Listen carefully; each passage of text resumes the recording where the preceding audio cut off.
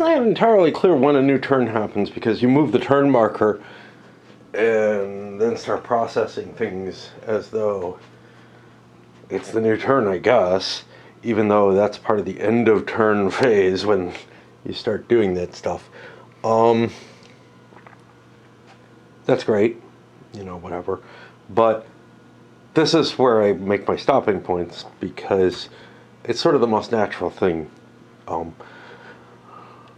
If you take that end of turn sequence as part of the prior turn, then the first thing you do in any turn, just like in the first turn, is to flip over a new card. And we get some US money. And I have no fucking clue what's going on, so I was hoping for a couple of automated things to take place. Now, one thing is, I gotta check these. Okay, these aren't gonna hurt me. I'm not gonna screw up and not do something this time. But yeah, I mean, there may be, for example, there are spies that I probably want to fire off. So I will fire off that spy to remove a tech theft. And what does he do? 2 dice, 5 or more, no modifiers, I guess. We got rid of one of them. But I gotta figure out what I'm gonna do with my money. I think what I'm gonna do is I'm gonna place a spy. And that means either influence or investment. I'm gonna drop my spy here to try to take care of the tech there. I was considering removing the occupation. And do I want to make an influence roll? I've got Norway up there. That's kind of appealing. That does not have a hammer and sickle, even though it's adjacent to the Soviet space. I thought all spaces adjacent gave you one. I'm not quite sure what the wording is on that. Let's see. Influence would give me +1 for investment, +1 for color. That's +2. That's about as good as I can do. And we don't get anything. That's our card, but I want to check those hammer and sickle spaces. And again, no index. So how do you find things? Well, first you have to get to the end of the interactive sequence of play, which is a big hunk of the rolls. I mean, 14 pages, whatever. And geographical objectives. These countries are adjacent, but it doesn't indicate that all countries that are adjacent count. Okay. That's fine. I guess we draw another card. Authoritarian unrest. We've had this before. Both can play an unrest in an authoritarian country. And then we may see some unrest happen.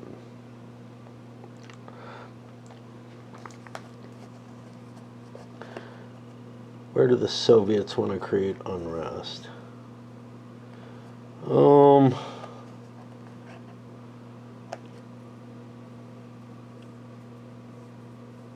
Start creating problems in Iraq. Unless there's some place we can cause a coup in. And I honestly have no idea what to do for the Russians. I guess that's pretty good. Okay, and we're not seeing anything happen there. Soviet money, gotta think. First thing we do is we use our spy to try to remove an unrest because that opens up our options. I don't know why I stopped to think, but mainly so I can puff my pipe. Alright, so we got rid of one that way. And now I've got the, okay, well, now I'm unlimited and what the hell, I don't know what I'm going to do. It's hard to tech thief what I want, which is the computing, right? I want the industry side of things. So I can research technology. I think that just gives me 1. Place 1 cube on the tech track. Is that the best thing I can do? I think it is. I'll get another research technology a little later. But stealing that is not the easiest thing in the world. Algerian unrest. Here goes the French army. 5. Unrest in Algeria triggers insurrection. Remove the occupied marker and put 2 civil war markers. There they are. Yeah, that's easy enough.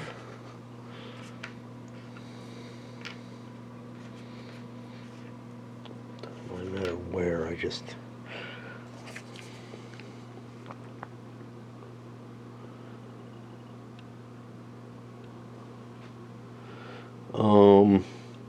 the French army and 1 Soviet investment. Okay, so the French army leaves Indochina and 1 Soviet investment. Oops.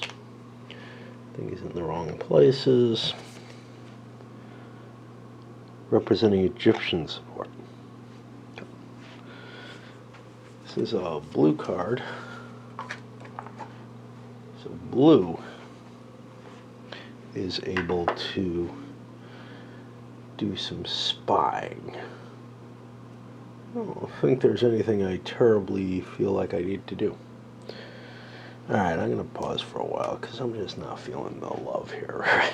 Another money card, and being away, I saw some interesting things, which is that, hey, I forgot to use my spies. And just not in... Like I said, I'm not in the mood right now. I actually kind of like the game. I just... which is going to be steel technology. We're going to do one here. I have no idea what I'm going to do with that money. In the UK, it gives us 2 dice. There's no unrest. And we get nothing. And we'll do one here in Germany, which also has a top secret. And we get nothing there, right? Well, there's a little unrest, but it's not good enough. Now, what the hell do I do with the money? And this is the one part. So, I mean, this is the one part of the game where you really have a lot of agency, is what are you trying to do in the game? And because there's so many levers, you know, and so many different effects of those levers, it's hard to formulate sort of a plan. It doesn't, you know, Twilight Struggle as an example doesn't have as many levers, and it is also, to me at least, more intuitive what something I do is going to affect. Twilight Struggle is a fairly transparent game. This one's very opaque. Now, most war games, or even a game like EU or something that's really, really, you know, rich and complicated and has all these many levers, it's usually easier to take a look and say, this is what I'm going to do, you know, and then you're just moving the little levers to make your plan work, right? You know, that may mean moving a piece so many spaces forward, or it may mean, you know, investing, you know, in colonies that you have access to and everything. Here you kind of have access to everything. Everything's available. There's nothing that stands out and says, you want to do me. You know, there's nothing that's crying to me to be done. And that's kind of the problem. Everything feels like it's hard to do, unlikely to get me any real value. You know, I'm going to have to put multiple investments to get, you know, a move on the victory progress chart. How much worth is that? I don't know. It doesn't seem like much. I don't want to deoccupy places and get rid of those unrests. There's certain advantages to being occupied, but there's also a cost for the Soviets to remove occupations. One thing that I see is over there I can do an influence marker. I can do an influence shot up on Sweden. What else would I want to do? Well, I don't know. So we could do an investment with that. We got to go through the entire thing. We could place a spy. I got my tech that I wanted to put in.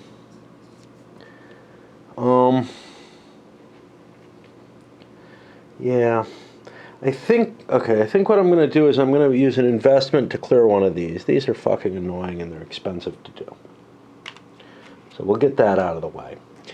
And I'm going to try to get me a cube up in Sweden, because that's worth a victory point. I've got 2 investments. And is it an adjacent country that's fully aligned? No. USSR doesn't count as that. So I think all I get is the +2. Which means I need 6s. I only get 1 die. I guess that works. Okay, so I remove a friendly investment. There isn't one. I remove an opposing influence. Okay, there isn't a friendly investment. Oh, there is one friendly investment. I get rid of one of these. I remove... What do? I remove one opposing influence. If not present, place a friendly influence. That's what I get. That gets me a point because I just grabbed that thing. Or I could replace the government. Or I could switch the government, and I think I could put a nuke there. I'm not sure. Something allows me to put a nuke in play. Down here in investments. Okay. And yeah, I feel pretty wiped out by doing another money card. I hate the money cards, right?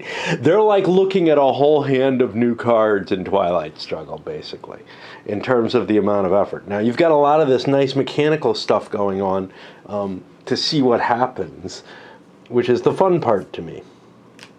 And I understand. That's completely the opposite of how a lot of people like to play games. The Shah takes power. Resolve a coup in Iran. If the result is 4 or more, treat it as a 4. Okay. Iran. There is no influence present. Remove any government counter, unless it's an occupied country. It is not.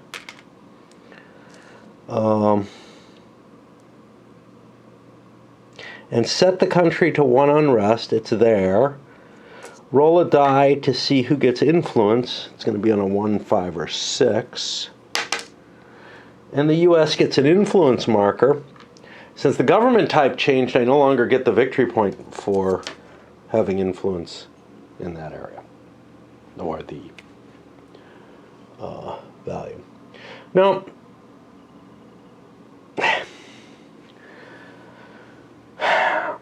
going back to what I was talking about, I think I had something more to say, and now I've lost my train because there was something. Oh, yeah. Looking at something like EU, which is the kind of game that I really, really kind of enjoy. I enjoy the decision-making side of that, right? Because I'm sitting there looking at the entire board and planning a whole set of things out, writing it down on paper, essentially. It's my investments for the turn. What military I'm building, what colonies I'm trying to create, what trade situations I'm trying to do. That's all sort of pre-plotted stuff. And then from then on, I kind of effectuate that. And maybe I make small decisions in the effectuation. In a game like, and that's like, you have that with After the Holocaust. You have that with a lot of games where you're plotting things.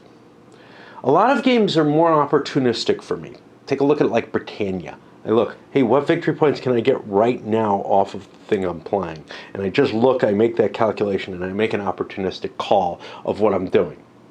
For Twilight Struggle, the thinking is more, okay, It's opportunistic in the sense of, where can I grab points now, given the cards I have?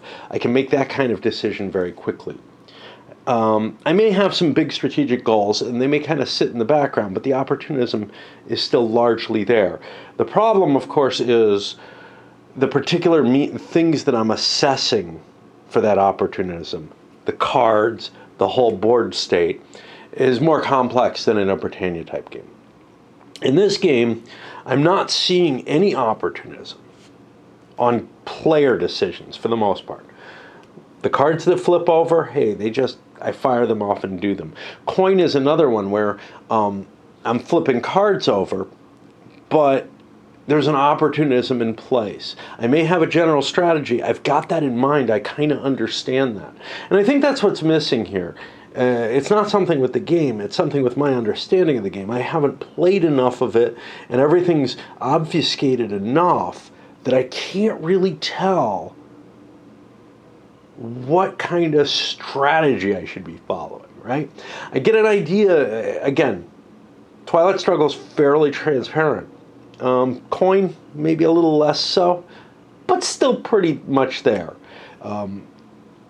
Here, I really don't know what I'm trying to do. You know, I'm trying to collect these, yes. How do I get those? I get those by moving that, and I get those from some specific things up there. But it's really hard to see the balance between it all. And of course, I've got these re-rolls, which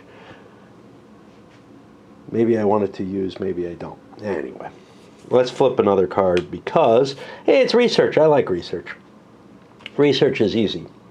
So the Soviets are going to place a second under the mainframe computer, which gets them that.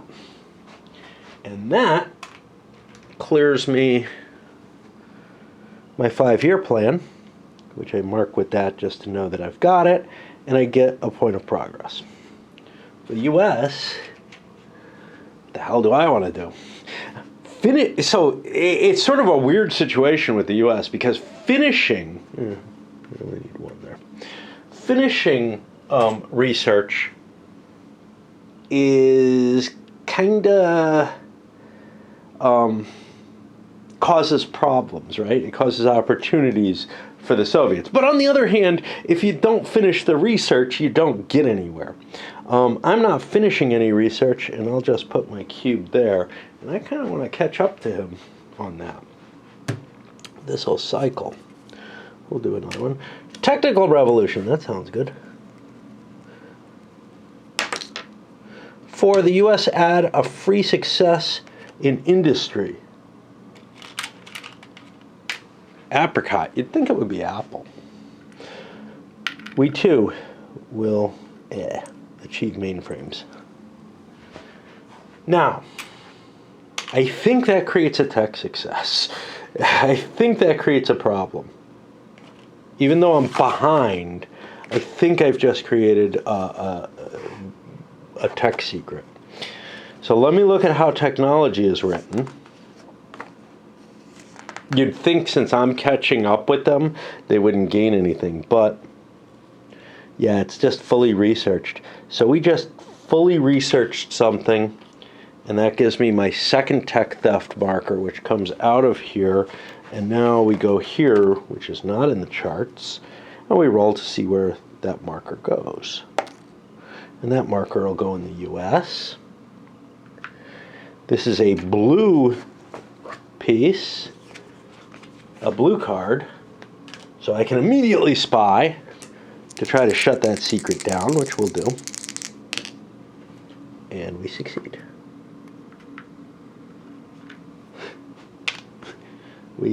All right, another break. Some response feedback from the publisher, I guess. I don't know if it's the designer or publisher. It's not clear to me who owns what in something like this. It may be the same thing. He assures me that there is some blind testing done and that this is not the final rulebook, that it was cleaned up. That's a big relief. I had the worry because this, I mean, I don't understand all the intricacies of sort of the on-demand printing. So this was probably done and printed up for the playtest copies to give, you know, a nice looking version of the rules, but there is a live version of the rules out there that might be a lot cleaner. And, oops, never remember to move my tracks back. And he does assure me as well that there's been some cleaning up. So, you know, probably hasn't managed to sort of rework them so that the numbering can be done more sensibly. And as I said, that may be impossible. The way that, I mean, I don't see an immediate way to put this set of rules together so that there's not going to be some disjointed factors in it, except with a lot of duplication or something. So that is one bright spot, and I'm also enjoying. Even though I wasn't feeling the love today, we'll see. So far, I have been enjoying. Today was just rough on me. I don't know why. That happens with games. Right. Time to flip over more cards. I've been having trouble getting to the game. And not anything to do with the game itself, I think. I am looking, though, and it says 2 to 6 hours. You know, yeah, I may be a little slow. But I'm looking at I probably couldn't get this at under about an hour a turn, given the size of the deck. 2-player, 1-player, doesn't make a difference. I think the high end is probably more than that. Okay, this is our first Civil War of the turn. We get a 3. Both sides can add 1 Civil War to any Civil War. So there has to be 1 there. Soviets are first. Let's see what the Soviets would want to do. Well, Greece is already filled up. This is, you know, the French have an army there. Let's see how they do, I think, unless, I mean, basically my choices are there or there. That has a pretty good chance of, that's like 50-50. Yeah, we'll put more meat on the Algerian War. Now for the, and it's May, which is important because it could be that there's no civil war in enemy territory and you wouldn't want to, but in this case there is. The next card, sorry I had to pause, is the Stalin card. Let's roll a die, see what happens. 3. Remove 1 or 2 war reparation markers. For each one removed, place an unrest and add a money to the deck. Then put an unrest in the USSR. Just 1. That's automatic. Let me do that first. Okay. But reparations, there are 2 here. I could cause a coup by taking them both. I don't think that's terribly wise. I think I'll take 1 off the board. Well, that's a U.S. controlled place. Screw it, man. Let's coup it. Screw it. Let's coup it. Of course, we have that investment, but that actually helps our coup, I think. And that'll get me 2 reparations cards out of here.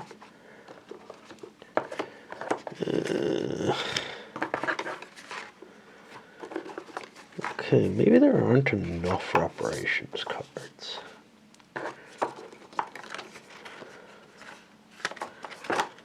I see an R down there. That's Soviet diplomacy. Okay, I gotta fish 1 out. Now we roll for Stalin's death. Now I'm not putting these in yet because there's possibility de-Stalinization goes into play. This is turn 2, so it needs a 3 or more. We get that. Stalin has just died. That's going to remove this card. It'll add 2 de-Stalinization cards to the deck.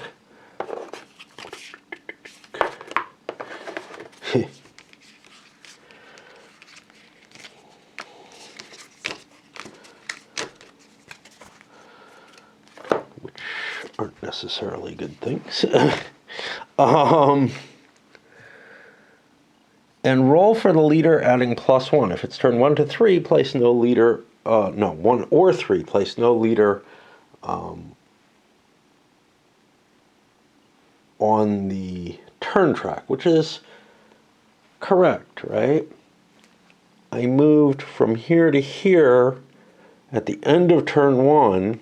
I'm in turn 2 when I rolled the Stalin leader, the leader check last turn. It didn't happen. But now I'm in turn 2. There would not be a need to prevent the leader from being rolled because I'll be going into turn 3, which doesn't have one. Okay, so I roll a leader at +1, 3. Die roll of 3 is Old Guard. What do these values mean? Well, a 1 means a cube here. Does that immediately happen?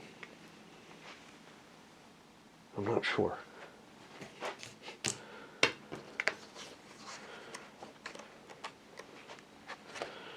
I could look up the Stalin card because it is a turn 1 card, but I have the feeling it's not going to be there.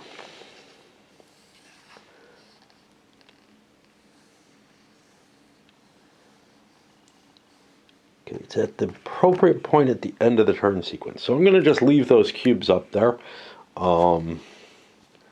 But we are going to hit this. It's just whether or not it happened now. A lot of things are triggered immediately. Okay, so we got that. And this is removed, and we don't need the no leader card because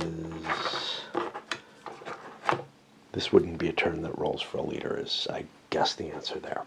Now before I shuffle things in, let me look at spies like us and see if there's anything I want to fire off. I've got just this one, which isn't terribly useful to me. I could create some unrest with it, but I can do that later. So okay, now I shuffle the deck. Lots and lots of breaks in the camera here. That's kind of good because I want my pipe and it keeps going out. Usually it goes out anyway and I don't want it that badly while I'm playing. Things I want to clear up while I've been kind of thinking. First of all, there's these markers, these values here on the turn record track, which I have no idea what they mean any more than I do with the oil markers on the countries. The oil markers on the countries, though, maybe give me the hint, because somewhere in the rule book it talks about possibly an oil worth shown an oil value. Doesn't talk about it there, but then the oil worth of a country is used for some events. And that leads me to believe that probably this indicates the number of event cards on each of those turns that relates to oil. That's not specified in the rules. Another one of those things that maybe gets cleared up. There's a fair amount of that, and again, apparently it was blind tested, and that was a process that didn't make it into this rule book. The other thing is the designer pointed out on one of my videos, or the publisher, or someone, I would assume designer or developer at least, that these economy chips go into effect immediately during the end of turn phase. That's how I played it the first time that I did it. I'm going to put these here to remind me that I've used them, if it is immediate. The way the rule is actually written doesn't specify those. But again, this shows you that, hey, maybe the designer's intent isn't being covered by the rules in all cases. Each box gives an effect that can be triggered once during the coming turn during the U.S. player's activity. Nothing special about the debt ones. Now, maybe in the debt section it says they're fired off at the end of the turn. It's not in the end of turn section. I would have seen that there. If that's the case, you know, I don't know. It is kind of more useful to make it controlled by the U.S. player for a couple of reasons. One is you can do it when you want to have debt, like when you need more debt. One thing this does is it moved me past that sickle. So we get rid of that. And that's the other reason. The Soviets are winning the game as long as my debt didn't move past that box. Now they're not, and there are certain events that cause a penalty to them when they're winning the game. That would be appealing. And I gotta remember these damn rerolls. Okay. And those are rerolls. Jeez. Some of the rerolls can only be used during my activity. I believe those can be used during any activity. So, I mean, I could have like maybe made Stalin live longer with my intelligence. And I need more fire. Learn to light my pipe left-handed, one-handed. Can do it right-handed, but Austrian neutrality. Remove the Austrian reparations marker from the map if it's still there. No, we cleared that one out. Add 1 U.S. influence in Austria. That gives the U.S. a progress. And remove any occupation marker. And add 1 Soviet money to the deck. Reparations. Very interesting. I get the reparations no matter what from this. That wouldn't be what I would think. I would think that would only apply if the reparations marker was there. Odd. Okay, well, looks like we have another shuffle. And this may be a case where the card has a bug in it. You know? I'm dealing with it as written, but yeah. Okay, we give them their point. We draw another card. Second Civil War.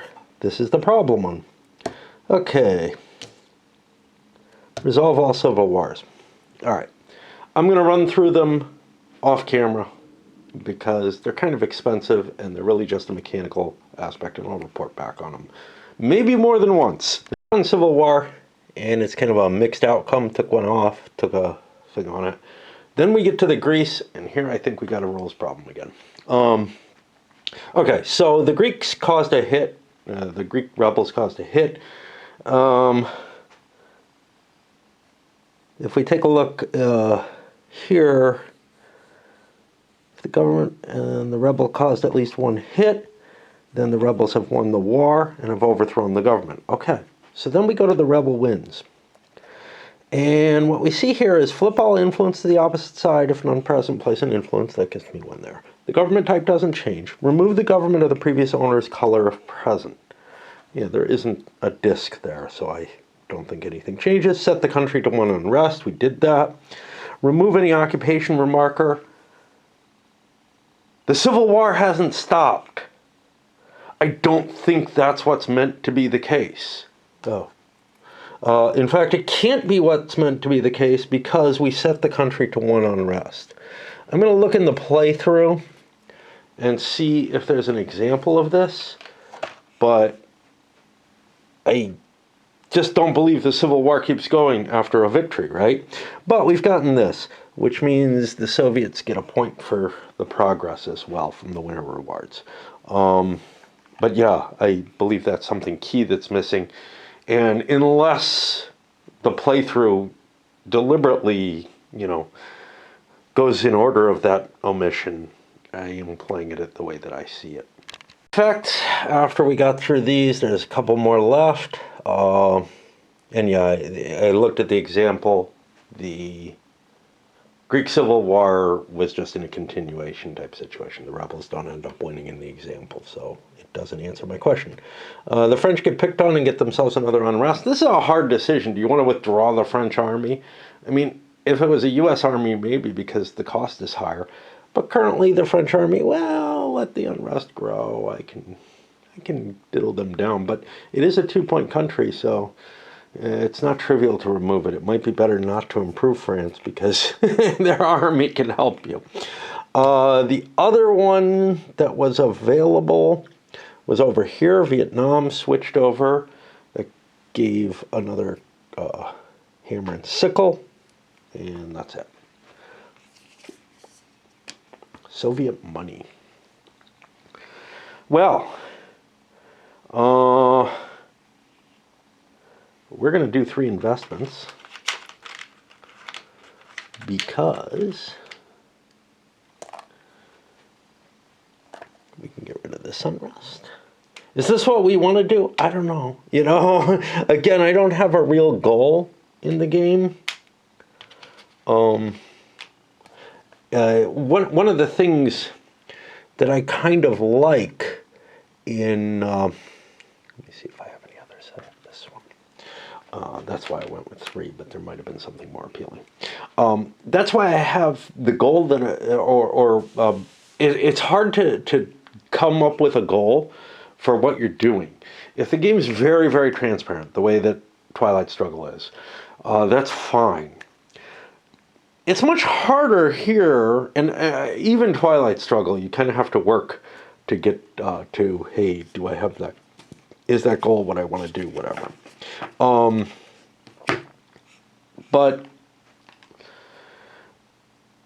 with more opaque games, and I know other people have a very different view on this, I would prefer that the designer's notes, the play notes, give you some information on that. Now, we have some here where they tell you some of the advantages that are in play, but they don't really tell you anywhere sort of the happy mechanisms. I think some of the coin games did, where they're like, you know, here's your sort of standard, you know, and here it would be like, as an example, Pax Britannica definitely does.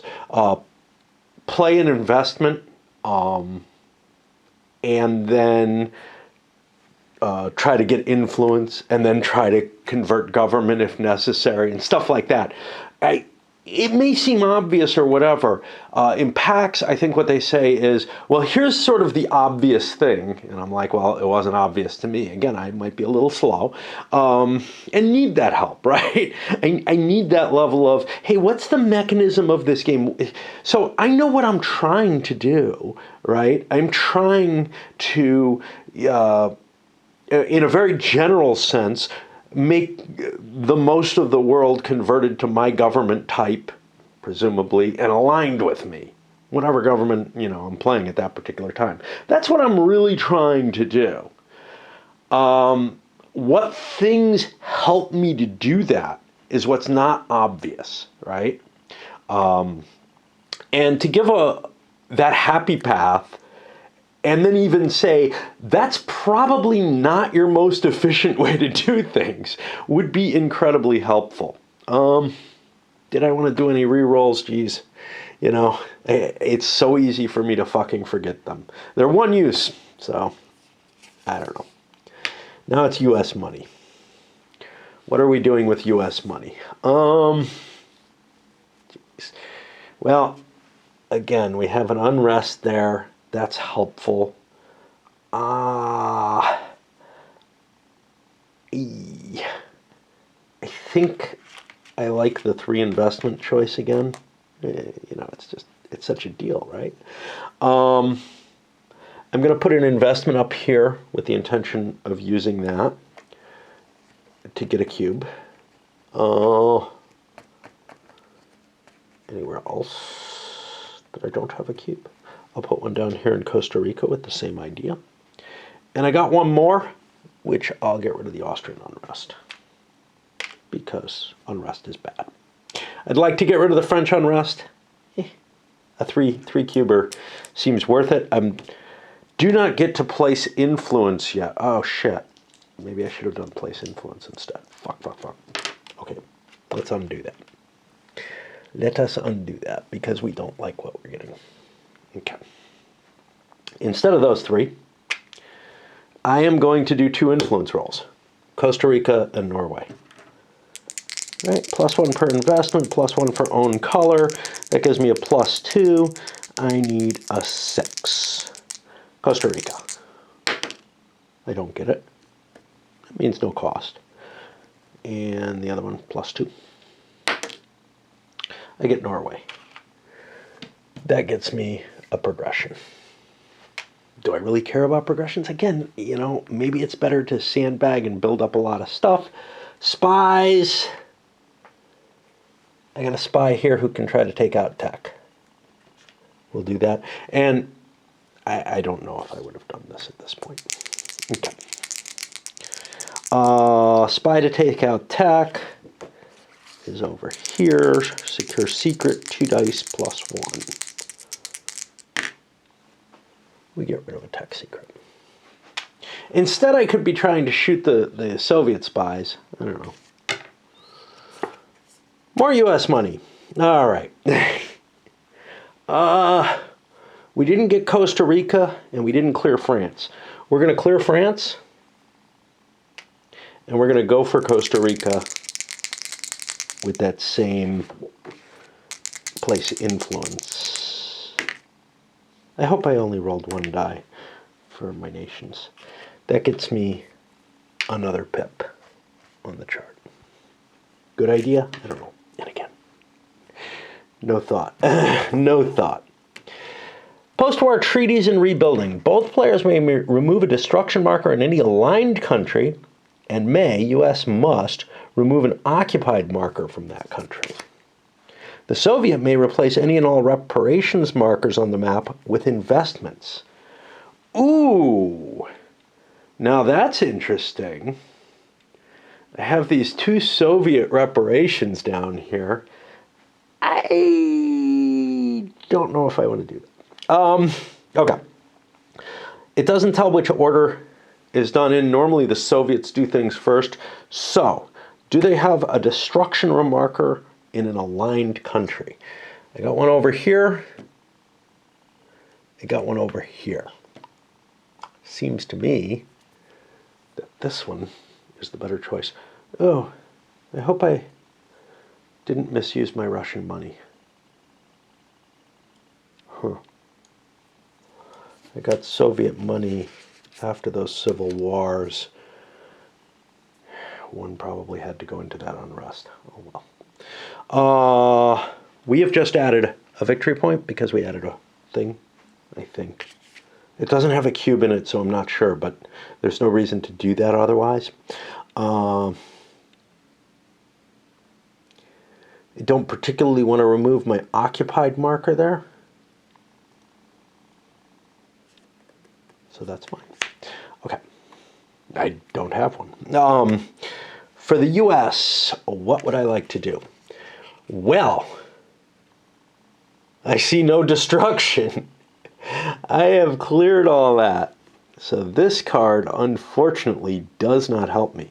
It gets cycled because it's not turn 3. It'll come through for another turn. Take a little pipe break. Being a little longer than I expected. Definitely, I failed with the Soviet money. I'm just going to leave it as is.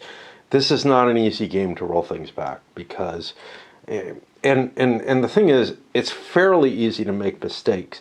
That's one that I'm surprised I made. That's something that should be on my mind pretty well.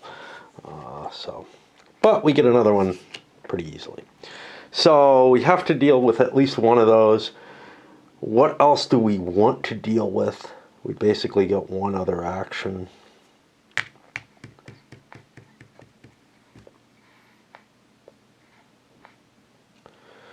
I'll drop 2 of these just because it's easier than anything else. I've dealt with my 5-year plan. I don't necessarily want to improve things faster. I'm not sure what happens if I get the computers all the way up, for example, or the agriculture all the way up in terms of getting a problem. But will it cause me to automatically fail my 5-year plan? I don't know, and I would have to look at it and think about it. But the further I get them, the more expensive those 5-year plans become. So, all right. Libyan independence. Britain withdraws and the king takes power. Remove the occupation unrest. Well, that's nice. And the card goes away. That is a good result.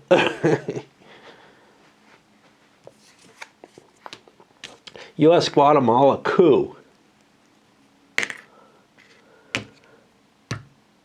CIA stands down. The other result is not a good one at all. See, this is... I tried to explain this before. What people a lot of times really say they like in a game like Twilight Struggle does define that. Where every decision, every card is kind of important and you agonize over every one. Well, if the game's light enough, I guess that's okay. But the heavier the game comes, the harder that is. There's something very nice to me about this sort of mechanical aspect of, okay, I make my big decisions on my money card or whatever, but the turn almost plays itself outside of a few decisions in there. There's something very appealing to me about games that create a lot of random turmoil that way. U.S. money, I'm okay there. What the hell am I trying to do? Well, investments are always an interesting thing. Supercomputer gets me 2-for-1 computer cubes. That's an appealing thing. And that's only a 2-box. I could just buy that. That would get me a tech thing. It's something to think about, is putting a tech investment in. I can only do one. That's kind of hard. It's an expensive proposition, isn't it? Whereas I have things like this, but it's at -2. I put another one in, it would be at -1. With an investment, it would not help me. Not going to get that easily. And that's kind of the same with the costs on everything. Germany is a little cheaper, but I can't really fix that. What happens if I drop 3 investments? I like the idea. Because Pakistan, Bangladesh, these are democracies. And then we clean Austria.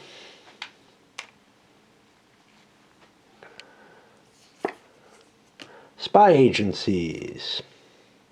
Soviet. Perform 1 Soviet spy action with any spy.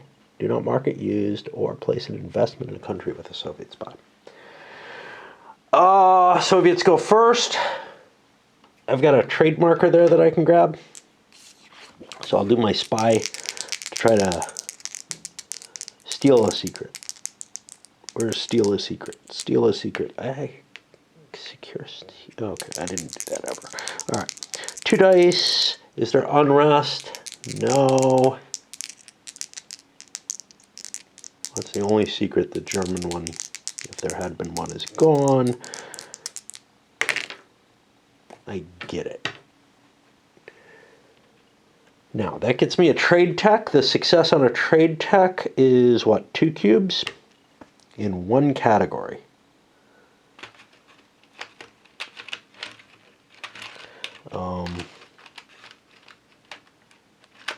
And the technology has to already be in the U.S. hands, which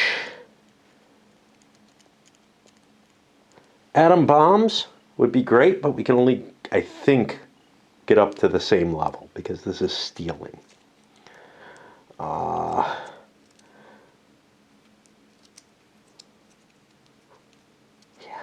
We really ought to get that atomic weaponry. And not like the U.S. has much chance to do much without the president being more interventionist.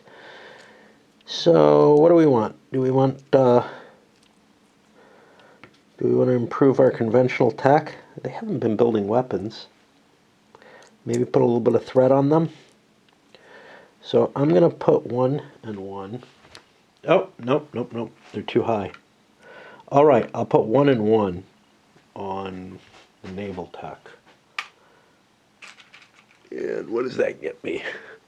+1 naval balance. Wrong kind of balance.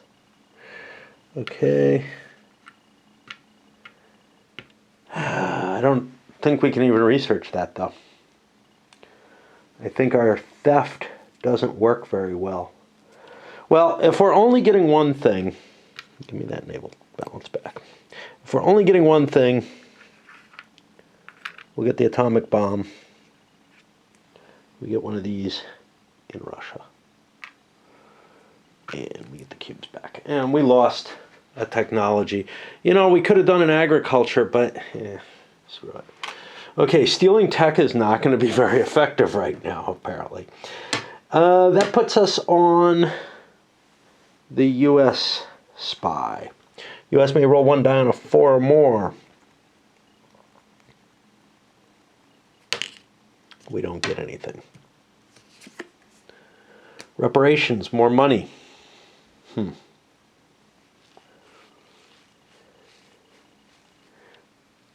was the tech we wanted?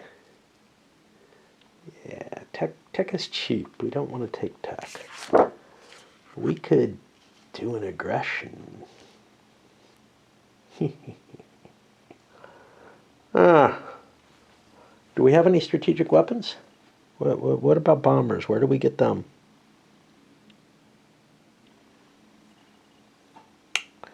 Yeah, this is an interesting question.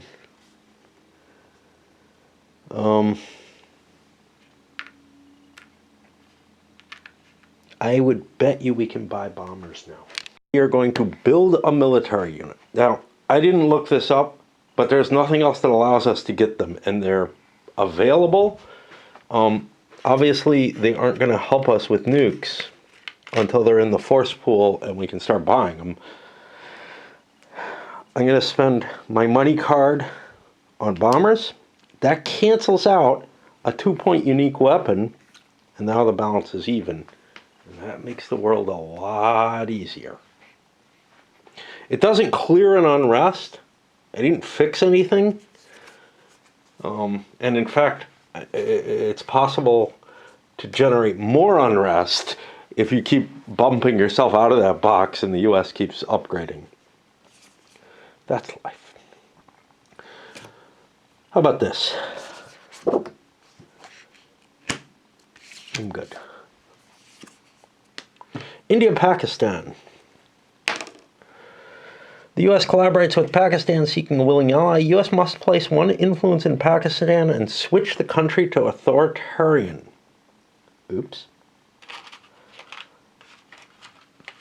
This doesn't sound good.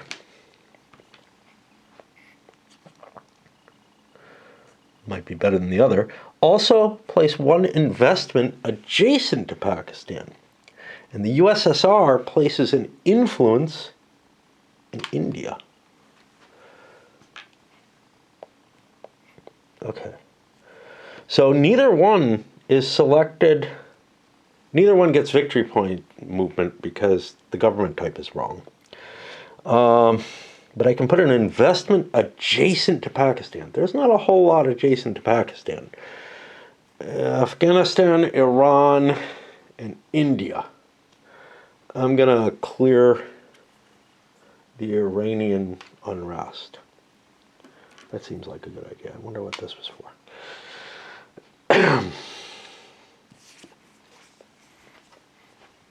Okay. More U.S. money. Whew. Okay. Bombers have been neutralized. We've got a problem because the Soviets have the conventional balance.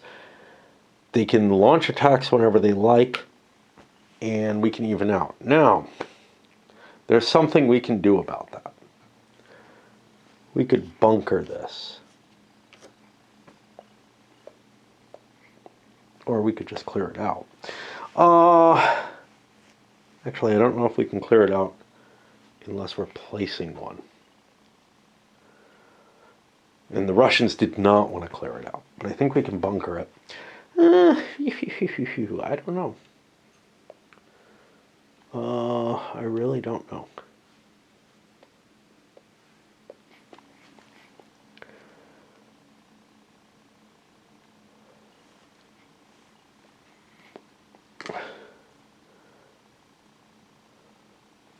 Anything else? Anything else I'm dying to do? I have a lot of unrest I could clear. Okay, 3 little guys. 1, 2, and 1 more investment somewhere. I don't know where. I don't know where.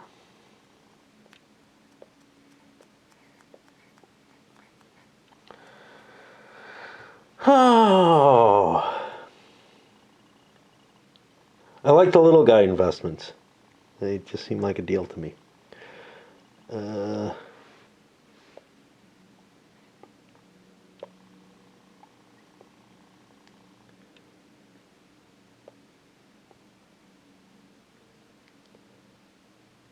Did I clear this? That's an influence asking to happen. Yeah, I don't know.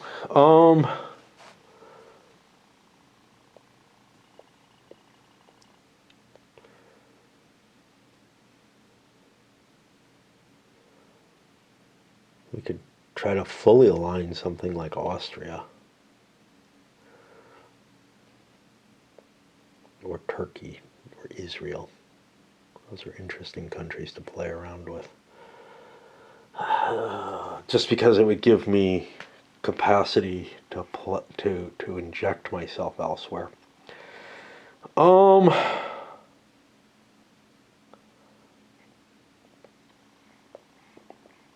Yeah, really having trouble thinking here. Can't just clear US, even though it has none.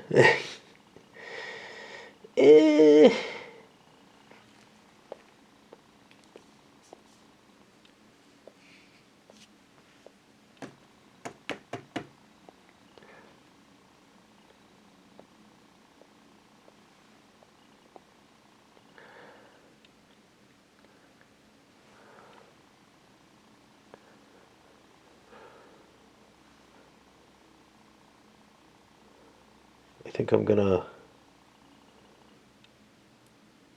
inject an interest into Iran. It's only worth 1 even with that oil marker. Got an extra spy. I don't know what the hell he can do. He could try to shoot the Russian spy, but we're still deep in, or we still have a lot of deck left. War reparations. Remove 0, 1, or 2 war reparation markers. Put an unrest there for each removed marker. I will... Oh, the East German ones aren't there anymore. What the hell? Oh, I think I ate all my reparations. Interesting. So... I don't see any reparations I can take, which means this gets removed. Huh. Spying. We could go shoot up the US spies. The ones in Japan from the US. Alright, I'll draw a gun. Or the ones in Britain. Soviet money.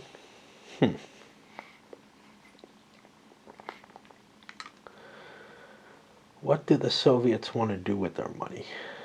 Well, we were thinking about doing an aggression.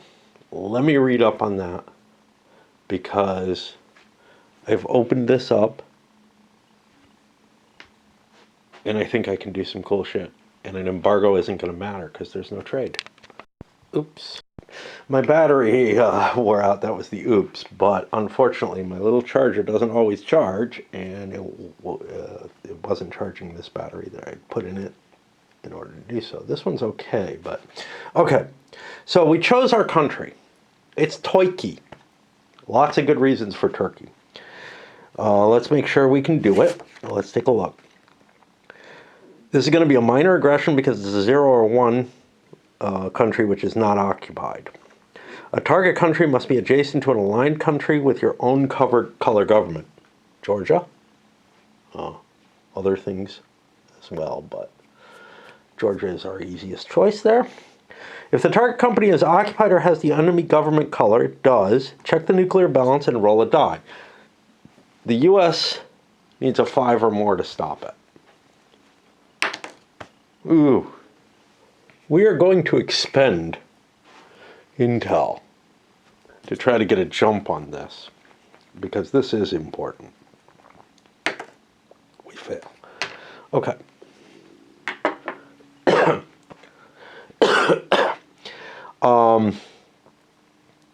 If the target country, yeah, so MAD did not work. It is not a country in civil war, so we don't have to worry. We'll be rolling 2 dice. Our aggression modifier, conventional, gives us a +1. Each adjacent country worth 2 or more of the enemy government type. There's none. There's nothing worth much that's adjacent to Turkey.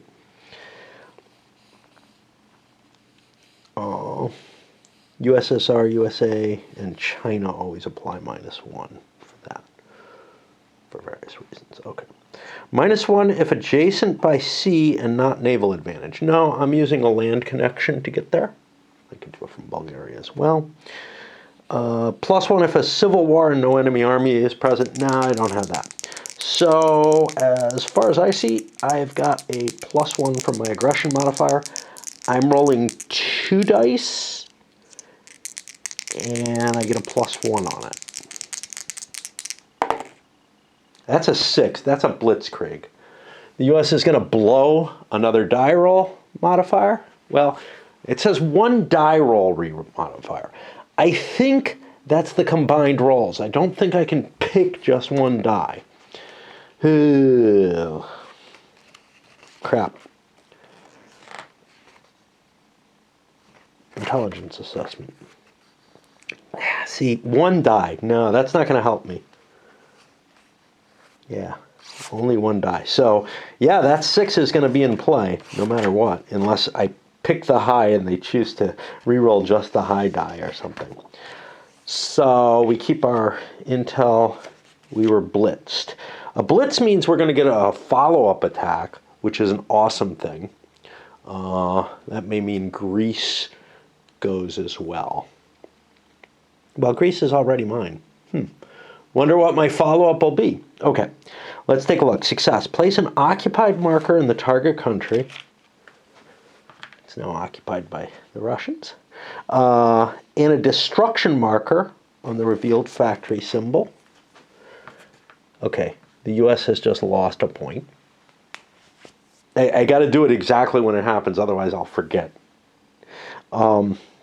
Switch the government to that of the aggressor and place an influence cube there. Placing an influence cube means the U.S. cube goes away. And that's it. I don't actually get control, which feels a little weird. But if there was a lot of influence there, somehow that government that I just invaded would still be pro-U.S. in a lot of ways. I don't know. But I've just generated something that can get me more victory points. Could I have done this somewhere else? Sure. But it would have been very painful to try to do it in, say, Germany, which actually they try to do in the thing. Now, the Blitzkrieg says I can attack again adjacent to the previous target country right away. There's no further cost or embargo unrest. Just choose another target and attack again if desired. I think this fires everything off. Oh, I do not get any embargoes, right? Soviet takes 2 embargo markers and places them for, 2 for the minor aggression, yeah. I do get them. Let's see. Okay. That's fine.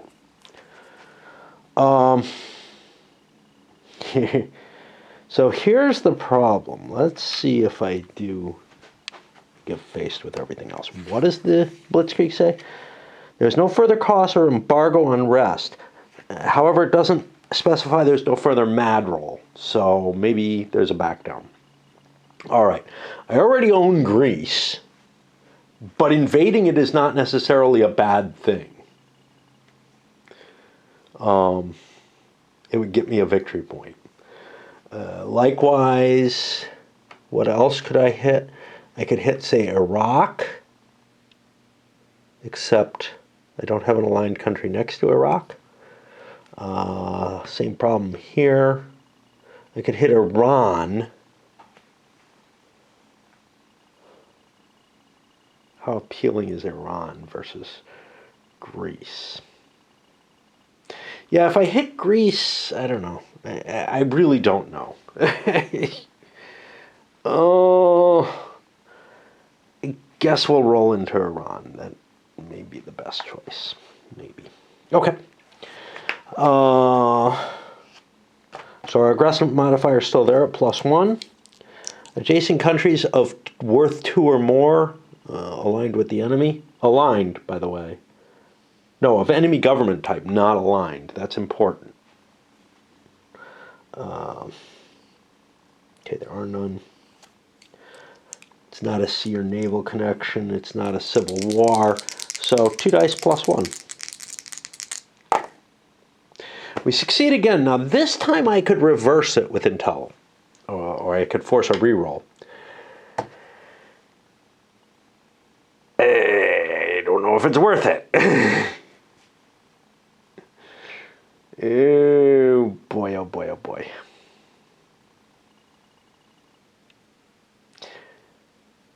Because Iran's not worth what Turkey was to us. I think I will allow the Russians to take Iran. So that's it's a 6. It's a Blitzkrieg. Uh-oh. There doesn't seem to be a limit. Okay. So, it's a real blitz. Yeah, I think I expend another one. We don't want a Blitzkrieg. With a 2, that means the total is 3. It's a failure. A failure, an unrest in the target country and one in the aggressing player's homeland. Not so good. If either die is a modified 1, they're not. They're both at +1, right? I'm assuming. They say only you apply the they say you apply the following using the highest die, which it doesn't specify that the DRM affects both, but this is a bad effect for going into a war in bad situations. So I'm going to say that's not the case. There's not going to be 2 unrest in the aggressing player's homeland. May not be what was intended, but that's what we're going with. Okay, so that was pretty exciting, and we're going to stop there because 2 of my batteries are now drained. I have a third one, but I'm also pretty ready to bail at this point. Can I do anything interesting with my spy to, like, I don't think you can do diplomacy type stuff like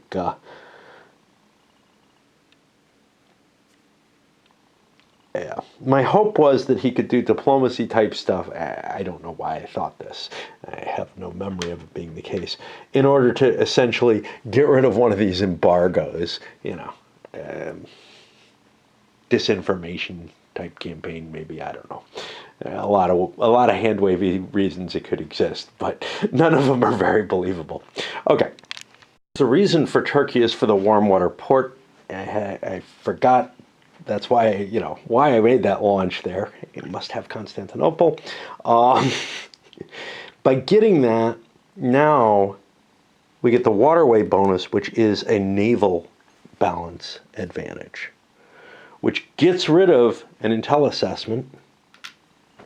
Doesn't change anything. The balance doesn't give the Russians another assessment. They're not ahead. They don't gain a point ahead. But what it means is the U.S. isn't going to get one at the end of the turn anymore because we lost that advantage. So that's pretty damn cool. I knew something good came from going after those, but then I forgot that's why I was attacking it. That's not the case. Even though I went in and installed my own government type, it did not create it didn't create a cube in my favor, which means, yeah, no dice for that. I got to build that up. so easy to think you're doing something good or whatever, but you got to understand all the different alignments. And this is kind of the problem. There are so many different interconnections and alignments in the game. That's why it's hard to kind of discern what are decent moves and what are not. I think this was still a good move. And, you know, the free attack into Iran, just making sure I have that connection there, also seemed appealing. So, yeah, but just curious if there was a little bit more wealth there. More money. Whew. Well, it's morning and it's time to figure out what the hell's going on. There's sort of a little pre-work period that I slip in here because I wake up too early. I'm okay there. I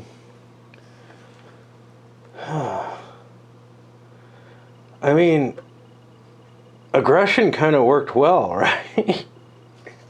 All right. I think what we want to do is we want to drop ourselves some investment and work on a cube. Is there anywhere where a third investment makes sense? We got the Civil War here. I kind of don't want to make any effort on that.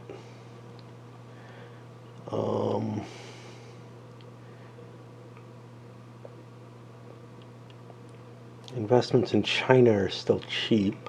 That's something we could do. See, what I want to do is I want to drop an investment into my new territory of Turkey. Start working on getting a cube there. But I don't want to overspend on it, right?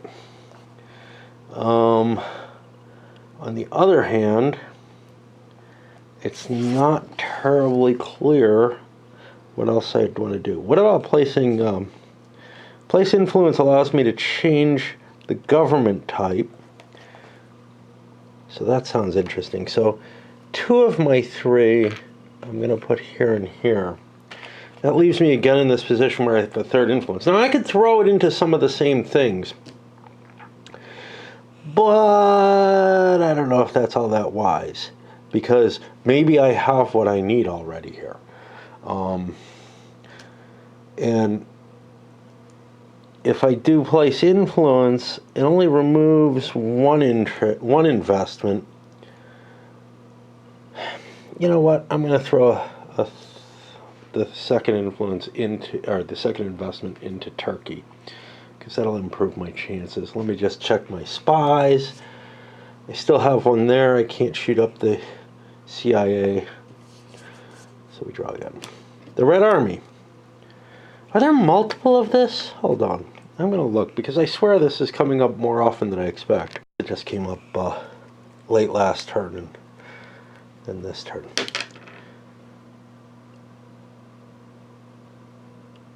Oh, you know what I'm forgetting? Have I deployed armies anywhere? Deploying armies gives you the bonus. Aggressions do not on the tech chart, I think. I'm not sure. Let me make sure.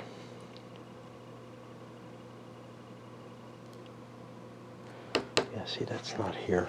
I had better look in the rule book itself, because something gives you a tech value when you place it. Both sides gain 1 free advance when placing an army on a die roll of 3 or higher. Looking for place army. Build military, I think, is the equivalent, right? Or place army in a civil war. Or an army. There it is. Okay. The presentation on the chart doesn't strike me as easily. So, did I roll a die? I don't remember. I remember hearing a die. I don't know if I rolled it. But if I did, it was that number. Soviet player may pay up to $2 to increase conventional balance track by 1, or gain $1 per space on on the board decreased. After this, the Soviets can place a free army into a civil war or an investment adjacent to the USSR if advantaged or better on the conventional track.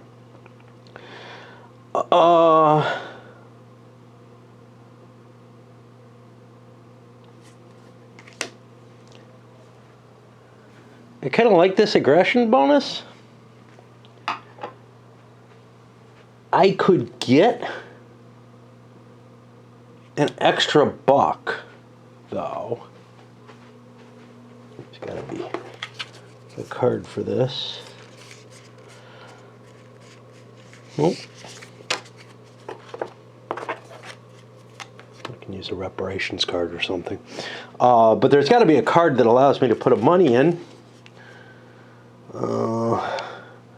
If I want to grab an extra money. Otherwise, I'm going to be taking some debt if I increase it. Or I could just leave it alone. What's the conventional balance of 2?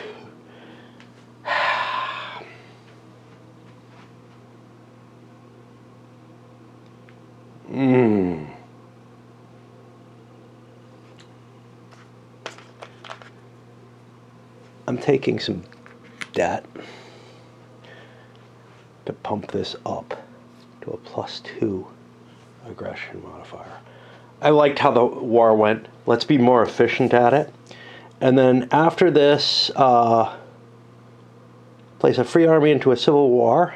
Is there a civil war I want to throw? I've got an army there. The idea of throwing more army in, I mean, it's possible. Or a free investment adjacent to the USSR if advantaged or better, which I am.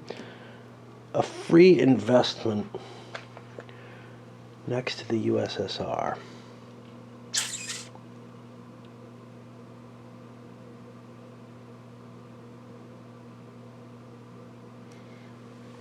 Put that up here, try to change the color later. This cycles. But I've got a money problem now. So my next money cards aren't going to do as much. Navy arms race. If the U.S. has naval advantage, place an investment in any 0 or 1 worth country. U.S. has naval advantage. Any 0 or 1 worth country. What would we like to do?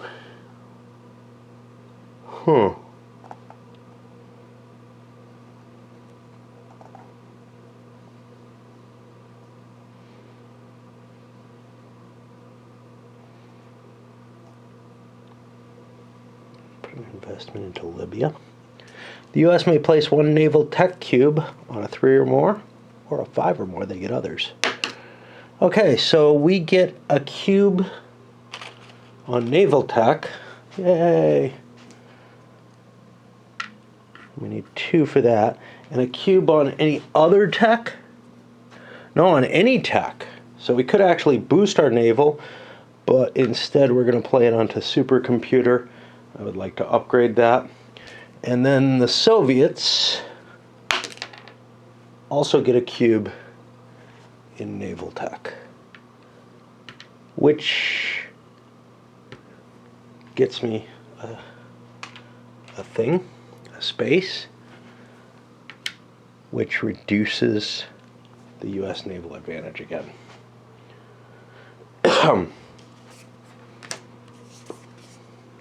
Cuba! Yeah, you gotta know there's gonna be a Cuba card. Replace the government in Cuba with a communist government. That can't be good. Russian spies. I gotta look around, make sure the U.S. hasn't been wasting its spy opportunities. The deck's getting smaller. Might want to fire that guy off at some point. I don't want to get caught without anything. De-Stalinization. Rot. And we just built up the military. That can't be good either. 5. Place 2 unrest. Only if Old Guard or Stalinist leader, or Old Guard, in USSR or in any communist countries adjacent to the Ukraine. Okay. Who does this? I'm assuming the Soviets do this.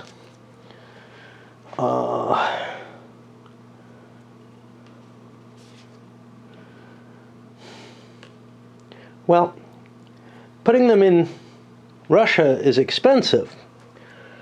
Putting them in communist countries adjacent to the Ukraine, some of those have just a 1. So I'm going to put an unrest here in Georgia.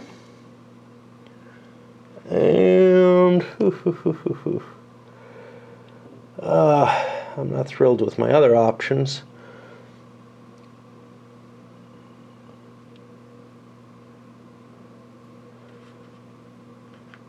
A lot of spaces there.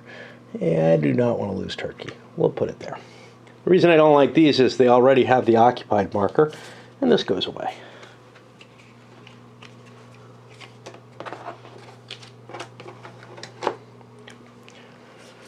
Another card.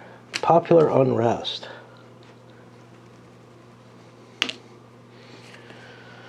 Both sides can remove an unrest in an authoritarian nation, then the U.S. may remove one in any democracy. Soviets go first. Authoritarian nation in unrest. Do we have one?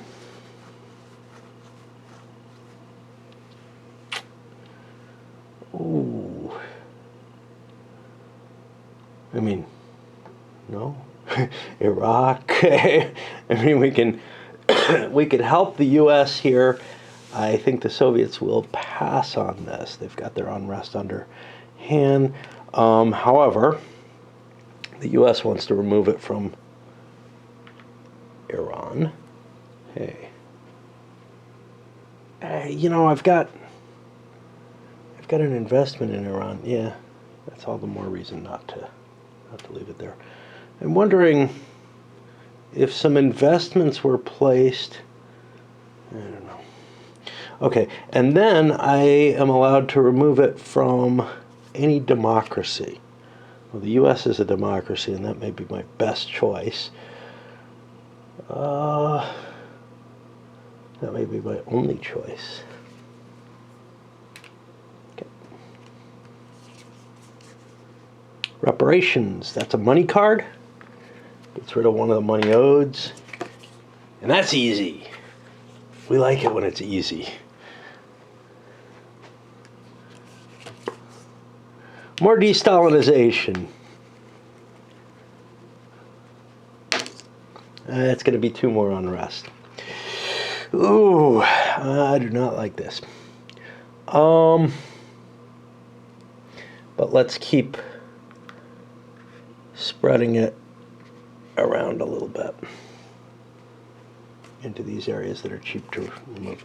And that's only the second, that's the second of the de-Stalinization. I think that's all I get from this. UK nuclear bomb. Okay. It is turn 2. On a 4 or more, something happens. Add +2 if nuclear tech marker is in the UK. It is. I get a 4. That's a success. UK develops nuclear weapons. +1 nuclear balance. USA. Use UK tech nuke markers on the strategic balance display. I don't know what the hell you mean there. Okay, so there should be one more UK nuke, unless I cheated, and they're not supposed to have the 2 that they have there. Oh, boy. Okay, let me dig up that other card and see what's going on. So neither the card, the previous card, the Atomic Energy Act, nor the instructions here specify that those nukes should have been placed in Britain. Now, those nukes in Britain were within 2 of the Soviet Union. I'm going to ignore that. There's going to be 1 nuke placed in Britain at this point instead of the 2, because this first card I misplayed because I didn't bother to look at it in the, like, I think I had questions in it. I didn't get an answer, and I didn't look in the interactive example of play, which only works for turn 1 cards and the cyclic, the cards that go at every time. So if I have questions on any future cards, I'm in that position, right?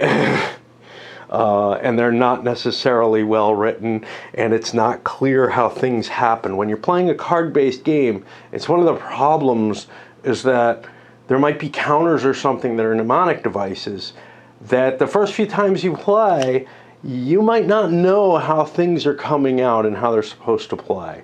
And then, of course,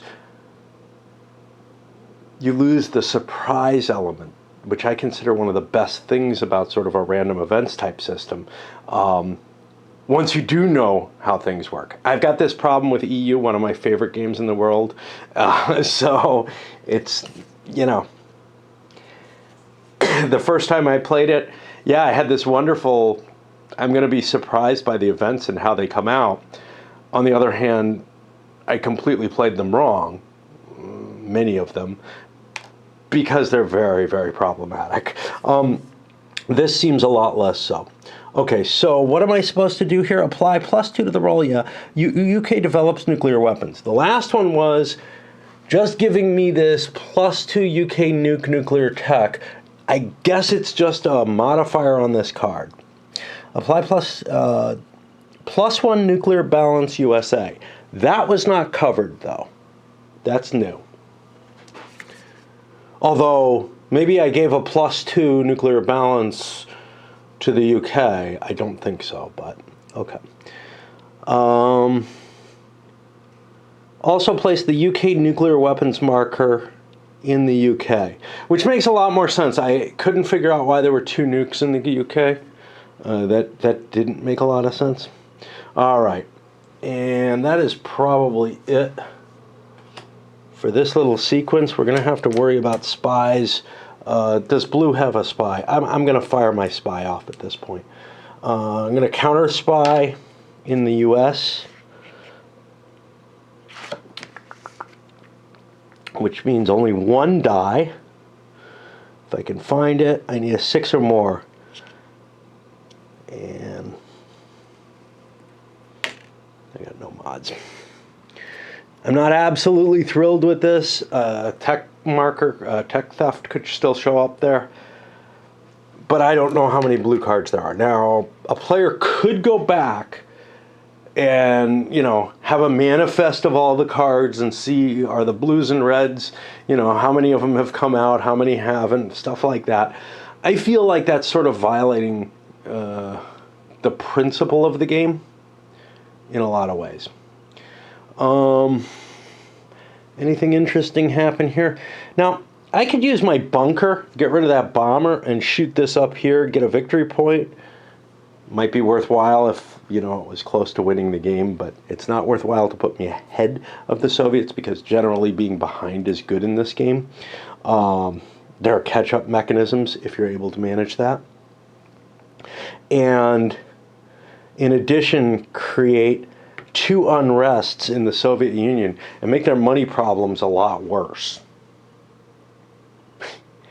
I don't think I want to waste my bunker on that. I want to waste my bunker when they get an advantage, especially since I've gotten it up to here.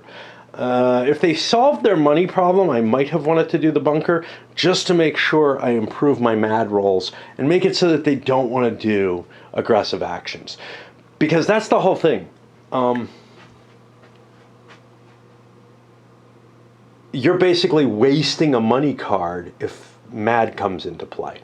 Now, mad doesn't come into play, though, when you're just invading little things, right?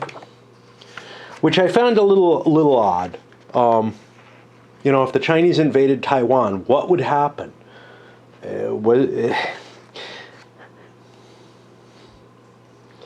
know, back in the 50s or 60s, the threat was the nuclear situation, I believe. Now let me take a look at the aggressions, if I can find them.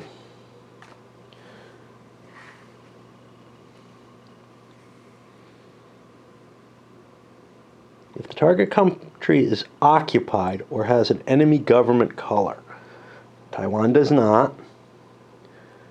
Oh, this would not have been a minor. It was a major. right?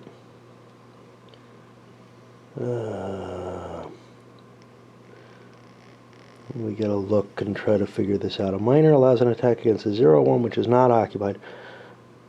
Huh? Oh no, the MAD protection is allowed. The cost was still a minor. Gotcha.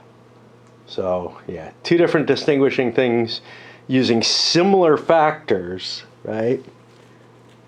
Or are they? If the target is, I mean, they're clumped together in a way. This is why I like the little case numbers of the SPI stuff. I'm looking at this block of text, and unfortunately in a short column, check the nuclear balance tag. If the target is occupied or has the enemy government color. Against 0-1, which is not occupied. Yeah, it's occupied blurs both lines, and that makes sense. It would be a major aggression to attack something with a U.S. garrison in it. And it would also be, although South Korea, which wasn't occupied yet, no. And it would also be a something that, you know, conceivably nuclear brinksmanship would be believable on. Okay.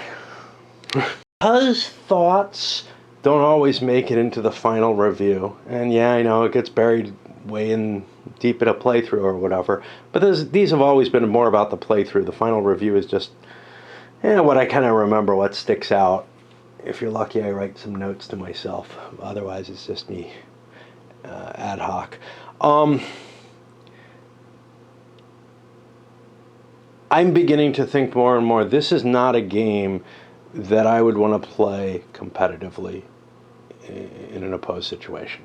It's the kind of thing that I wouldn't mind, hey, you know, let's muddle through it, but we know that some of the cards are going to be fuzzy. Obviously, some of the rules currently, but again, that's supposed to be rewritten. But to have, you know, significant changes in it that are meant to clarify things. But man, again, when something has this many holes in it, even after a round of blind testing, whatever, I don't think, you know,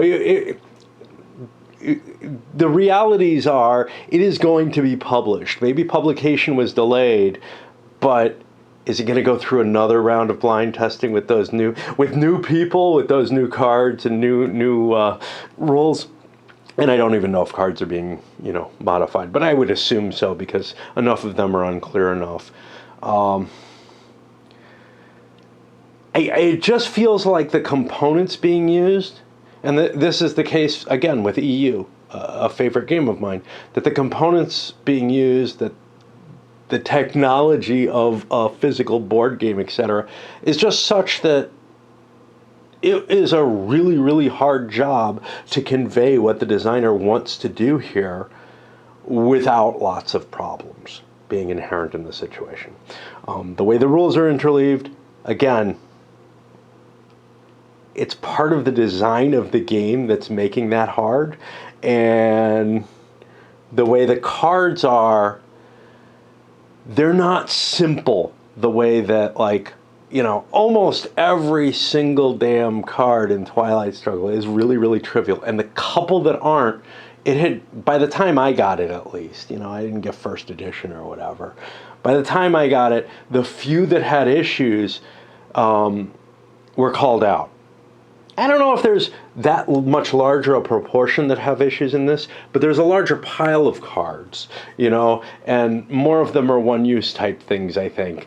So you're seeing maybe a slightly higher hit rate of cards that have problems, and it hasn't been through that as rigorous a process, you know, not just in development perhaps. Maybe Twilight Struggle was released and had as many issues as this did on its first iteration.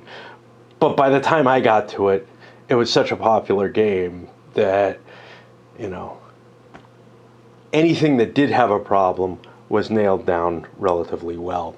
Here, there's just a lot of places where it's open for an error to crop in. Let's see if we can pop off a little bit more here. U.S. money. Huh. Let me think. I think I see room here for the U.S. to do something interesting with their money card. The 3 investments. It's a little hard. Well, yeah. I'm going to put 1 investment here in India and 2 in Greece. That doesn't give me anything I want to trigger. What do you think? I could remove unrest or increase trade. Yeah, I don't want to do either of those. And that puts me in a position where I can try to turn these back towards the democracies. I had no spies available. Soviet oil. Okay. +1 if the Soviet player holds the oil trade marker. He does not. Increase Soviet oil production by 1 box if the Soviets pay $1 or an oil tech marker. I'm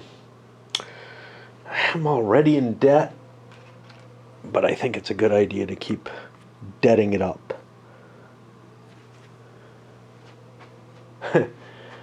And, oof. Okay, production is not 2, so we get to keep that in there. Red's running out of stuff. I probably want to do some spying. I'll trigger this to go try to hunt them in Japan. It's a counterintelligence, communist or authoritarian, more than 1 enemy spy. I get 2 dice. I get 1 die. Because this is not stated correctly. It just says 2 dice. It's not. And we get nothing. Non-aligned movement. Each player may remove 1 influence in any of, and I'm assuming Soviets are first. They tend to be. So let's take a look. India, Yugoslavia, Indonesia, and Egypt. India, Yugoslavia, Indonesia, and Egypt. The Soviets don't want to do any. The U.S.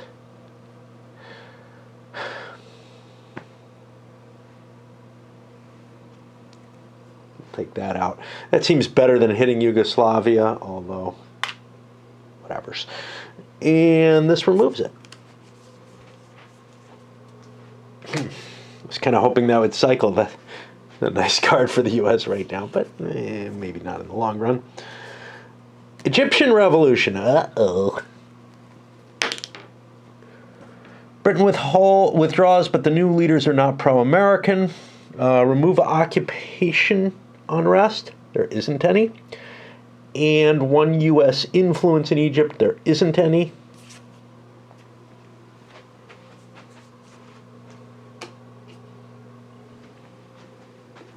Oh. Wait, there is occupation unrest. Must have been looking in the wrong place, but there is no. And the final card of the turn, military exports. If embargoed, this card does nothing on the roll of a 1. Okay? The embargo is unlikely to work well, but it does. All right, no money for the Russians, pity, because we're in a lot of debt right now.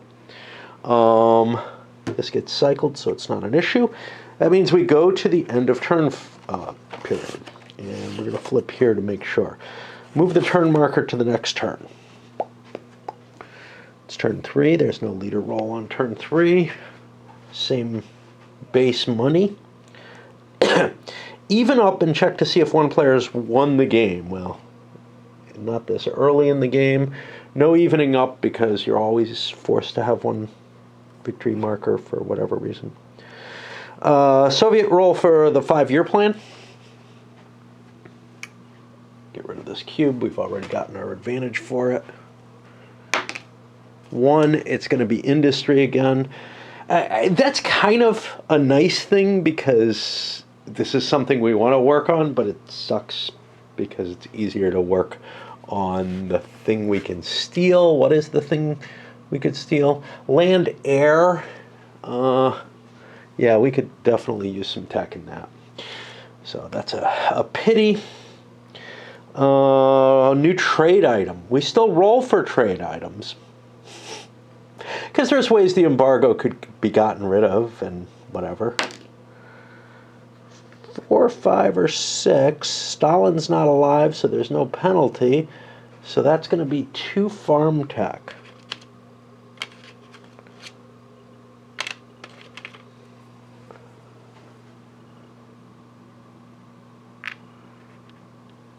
And I guess we just put that there. It's embargoed, but the embargo will wear out. Oh, new tech theft. That we have to find the sheet for it. That's over here. We get one in the U.S. Boop. Okay. Leadership change. No, we don't roll this turn, because there's no marker and we've already moved it to turn 3. And that's how it seems to work. Soviet add reform cubes to the freedom and reforms track according to the current leader. +1 if winning the game. We're winning the game. Okay. And +1 per democratic and blue aligned nation marked with a hammer and sickle, which is none. Our leader appears to add 1 as well. So we get 2 reform markers. Now they all kind of show up here, I think. We'll see if they progress on. That's the question I have. Check to see if a reform takes place. Okay. Well, we got to look up the rules on this because it's not absolutely clear. 1 extra cube, yep. During the appropriate point at the end of turn, if there are cubes equal to the next space, move the disc along 1 box and remove all cubes. Well, this is problematic. There are more cubes. Obviously, that's not the situation. That's not supposed to be, obviously the designer means that you can still go forward. Now, what I'm also looking for is, well, how do I stop this with my spies? But before you do this, so if you're following this like a menu, no. Luckily, I remember this. 1 cube can be removed by exhausting a spy and placing unrest. I don't have a spy to exhaust anymore. Okay, so if there are cubes, move the disc along the box and remove all cubes. This is problematic. And it's not going to be in the first turn rolls. So the question is this what we're looking at this moment, or is this what we're looking at? And I don't know the answer. The answer, my friends. Because if we look at this, at the end of each turn, the reforms value of the current leader is added to and track using cubes. 1 extra cube is added. Okay, it doesn't tell me where to put these. I'm going to treat it like tech, push these guys here, and say the removal of all cubes gets me to here. But a not unreasonable interpretation would be that all these cubes go in here, that equals is not correct, and that it's equals or exceeds and removes all cubes. That's kind of like the investment thing, right? I'm going to say reforms are more likely, though.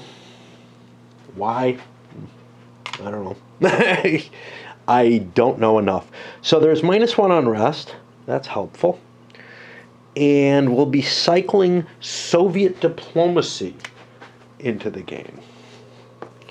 There's a Soviet diplomacy. The Soviet player may place 1 investment, 1 spy, and make 1 influence roll in any authoritarian countries. I assume that's not in all authoritarian. Again, a little bit ambiguous, but these are the kind of things that I pick on. And I get the feeling that the person who contracted with me to send this or whatever isn't really used to what I do.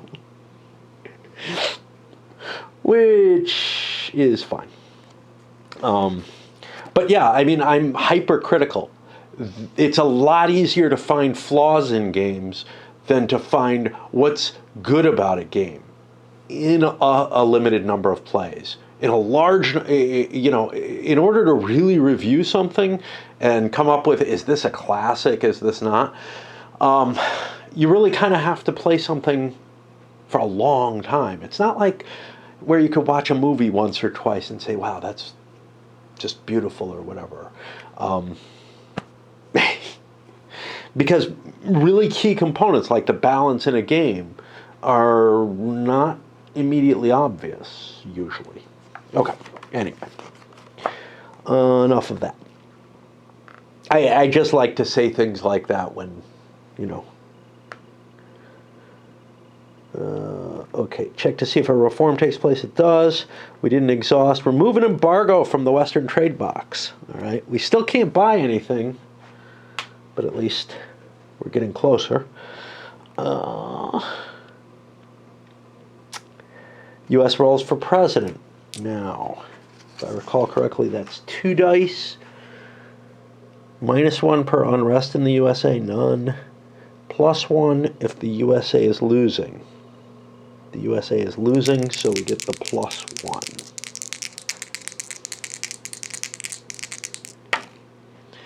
That is a 3 and a 4. We'll get rid of these.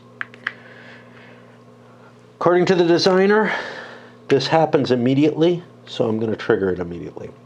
Containment is going to give me the option to re-roll an influence in a non-communist government, kind of at any time. Okay, we duck back. U.S. add 1 money to the debt track, so we gain another. Nothing getting bonused from this. We're just building up more possibility of unrest the richer we get, right? I don't know. It's okay. Flip all spies to unused. This is a little mechanical task. I shouldn't be videoing for things like this, but unfortunately, I do feel like I don't have much option right now. Okay. Add 1 unrest for each nuclear weapon within 2 of your homeland if you do not have SLMB. That is applicable this time.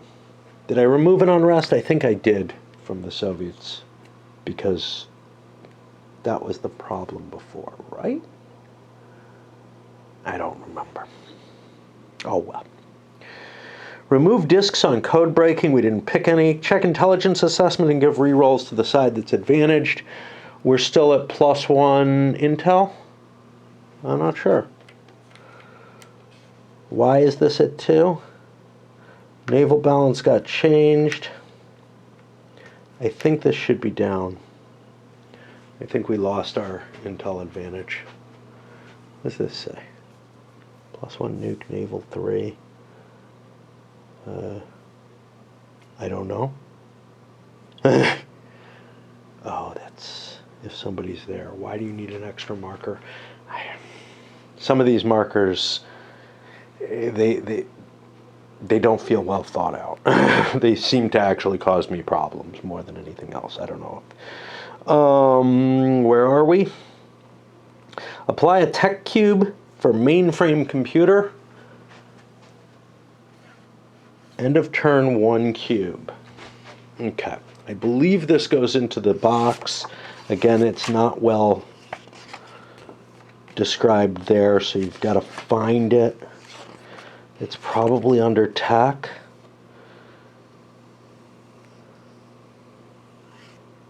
It is not. Okay. I don't. Oh, God. Yeah, this is the problem. Is now I don't have a way to look up in an index to see, hey, is there a mainframe computer thing? I know there's something that talks about this. I know I've read it. Is it in the end of turn stuff? In the playthrough? I doubt it, but maybe. Maybe this is the only place it is.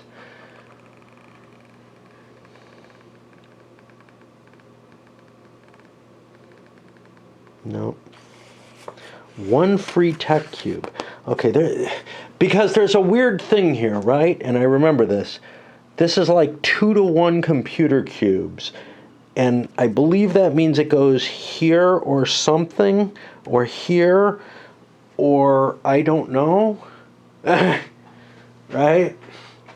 And I know that there's an explanation. Maybe it's in the map box or something. The tech box. Let's see. Maybe that's where it is. Yeah, see, this is the I am lost. I know I've read this rule, and this happens in other games as well. And I am basically having to re-scan the entire rules to try to find, here it is. It's under technology research.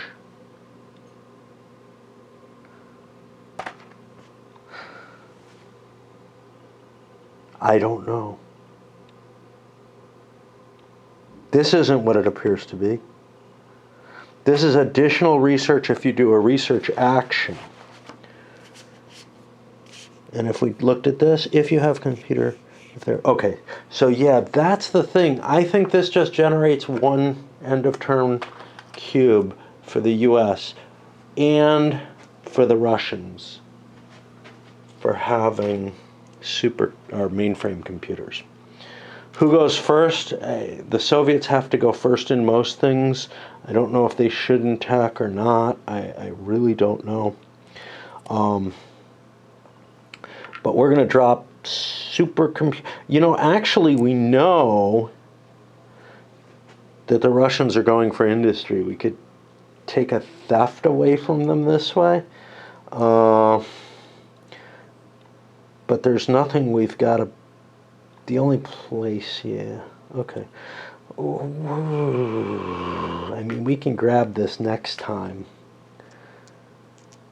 Because supercomputers gives us additional tech cubes when we do tech advances, which we may not really want to do.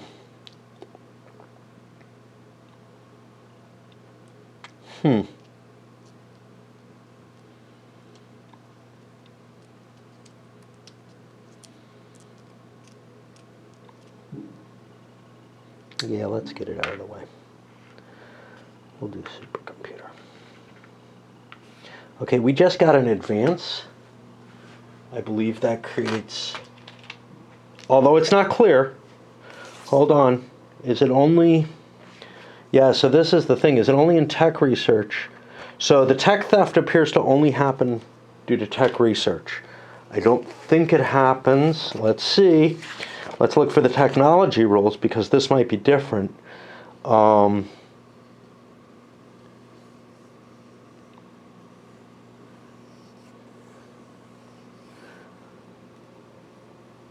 See, this is different. This says fully researched. This appears to apply all the time. So I'm going to put a marker up here for tech theft. I'm not sure if that's supposed to apply or not.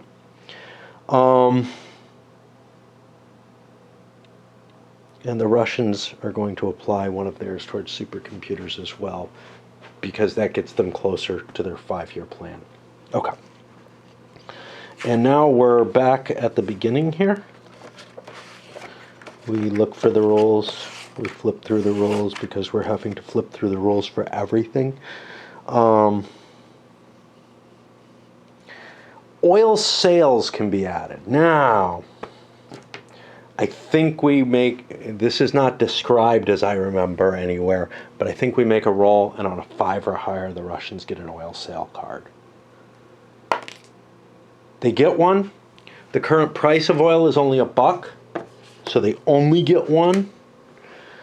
And now we go back here and actually do this.